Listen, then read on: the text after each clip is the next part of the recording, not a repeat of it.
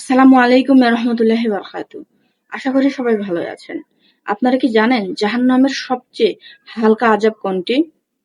হযরত মুহাম্মদ সাল্লাল্লাহু আলাইহি সাল্লাম ইরশাদ করেছেন, জাহান্নামের সবচেয়ে হালকা আযাব হবে তার দু পায়ের জুতা এবং জুতার ফিতা হবে আগুনের। এ কারণে তার মাথার মগজ উত্তপ্ত হাঁড়ির পানির মতো টগবগ করতে থাকবে। সে মনে করবে আমাকে সবচেয়ে বেশি আযাব দেওয়া হচ্ছে, অথচ তার শাস্তি সবচেয়ে কম। মুসলিম শরীফের এক বর্ণনায় আছে, কিয়ামতের দিনে এমন একজন জাহান্নামীকে ধরা হবে যে দুনিয়াতে সবচেয়ে বেশি আরাম-আয়েশে ছিল। তাকে এক মুহূর্তে জাহান্নামে রাখা হবে। তারপর জিজ্ঞাসা করা হবে যে, হে আদম সন্তান, তুমি কি কখনো কোনো নিয়ামত দেখেছ?